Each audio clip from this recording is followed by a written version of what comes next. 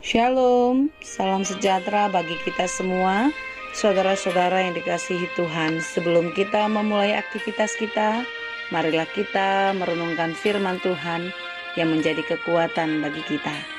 Mari kita bernyanyi dari buku ND nomor 173 ayat 1 dan 3.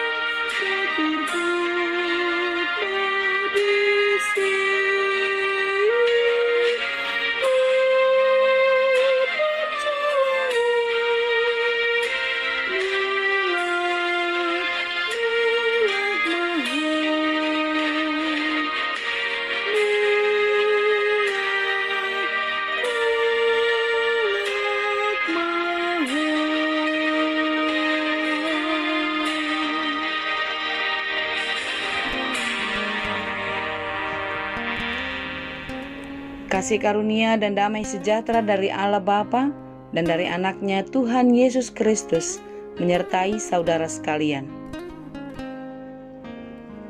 Firman Tuhan untuk kita pada hari ini, Selasa 13 Juli 2021, tertulis dalam kitab Matius 23 ayat 28, demikianlah dikatakan.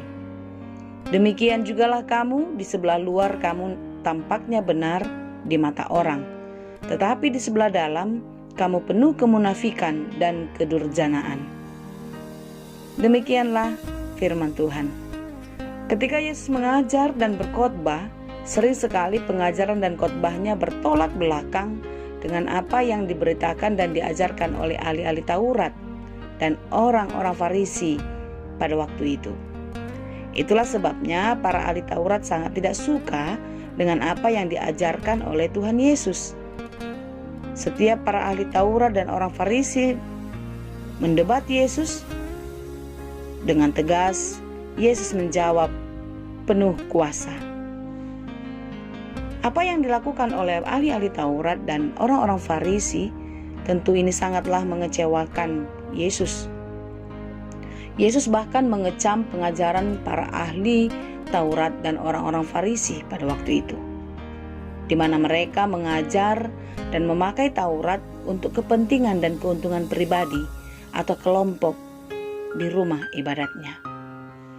Dan apa yang mereka katakan dan ajarkan seolah-olah para ahli Taurat hidup dalam kebaikan dan kekudusan. Padahal sesungguhnya mereka hidup sangat jauh dari kekudusan. Mereka mengajak dan mengarahkan orang yang mendengarkan pengajarannya untuk melakukan seperti apa yang mereka kehendaki, bukan seperti yang dikehendaki oleh Tuhan.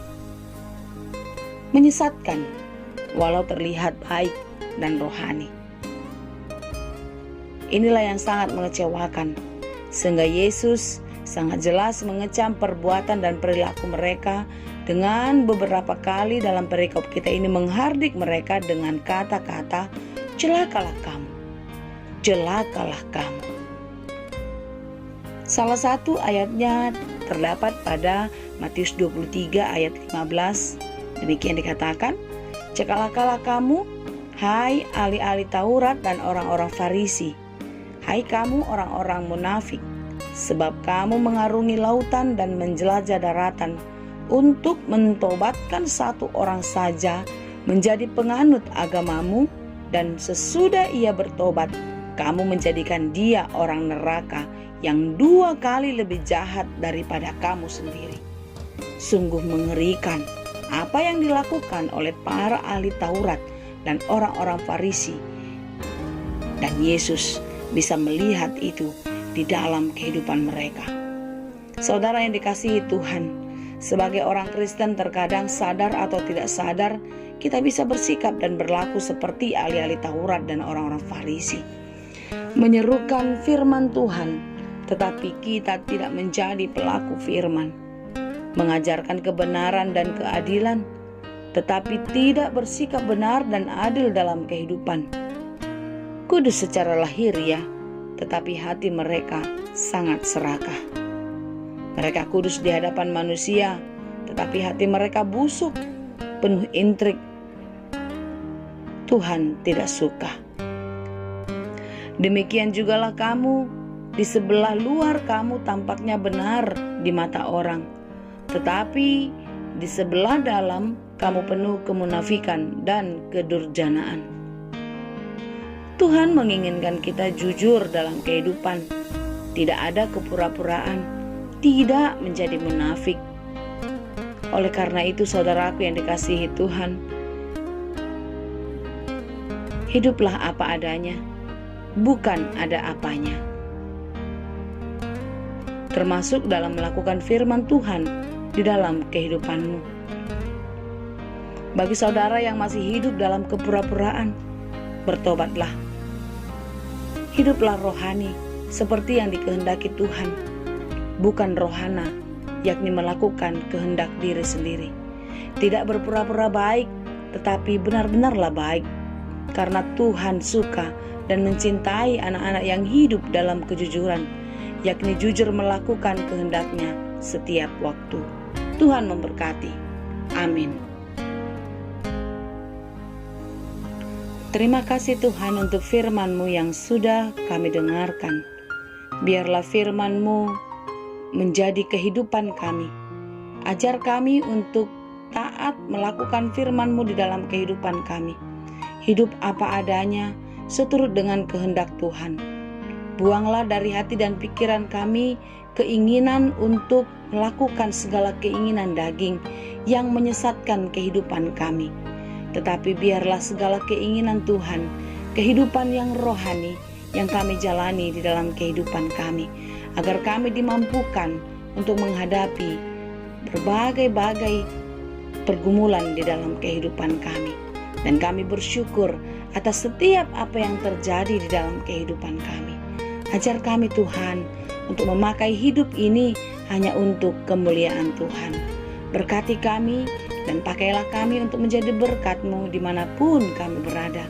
Dan biarlah orang lain boleh merasakan kasih karunia Tuhan di dalam kehidupan kami. Terima kasih Bapa di surga untuk setiap berkat-Mu. Ajar kami untuk memakainya dengan baik, dan biarlah segala pujian dan syukur kami hanya kepada Tuhan. Pagi ini kami berdoa untuk saudara-saudara kami yang sedang bergumul, yang sedang berduka. Tuhan berikan kekuatan, Tuhan berikan jalan keluar, dan juga Tuhanlah yang memberikan penghiburan bagi mereka, agar mereka senantiasa percaya dan tetap setia kepada Engkau. Pada saat ini juga kami berdoa untuk saudara-saudara kami yang sakit, baik karena corona maupun karena penyakit yang lain.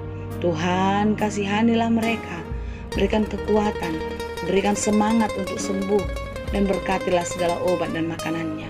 Demikian juga para medis dan keluarga yang merawat, biarlah Tuhan pakai untuk menjadi kesembuhan bagi saudara-saudara kami yang sedang sakit.